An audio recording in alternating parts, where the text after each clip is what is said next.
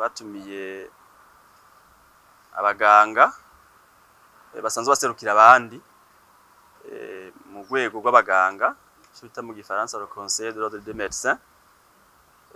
Intara zose kwa 18 rero hakaba zikaba zaserukiwe na batanu basanzwe baserukira abandi kugira ngo baronswe inyigisho nko kwibutsanya ibijanye n'akarangamutima k'umwuga w'ubuganga.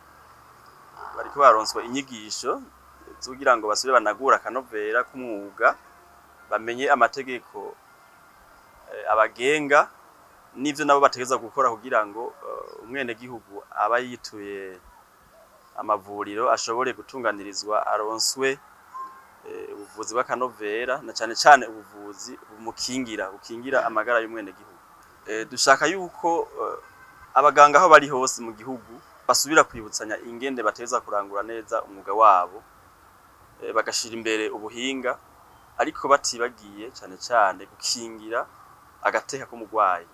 Ni iryo hangiro nyamukuru dufise muri Uganda twatunganije rw'imisi 2 kwabo baserukira abandi mu ntara zose kwa 18 zigize igihugu cacu. Mu bisanzwe mu rwego rw'abaganga twarimvye yuko twotanga inyigisho kuri batanu baza baserukira abandi buri ku ntara. Tukifuza izinyisho bazoronka muri iyi misi 2 kwazo shagenda kuzitanga bazihereza abandi baganga basanzwe bariko barakorera muri izo ntara.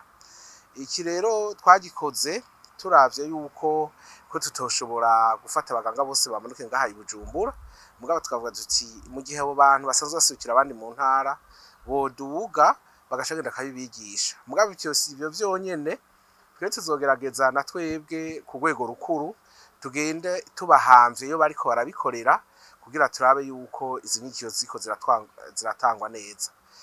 Twashoboye kurondera abahinga bariko baratanga izo nyigisho.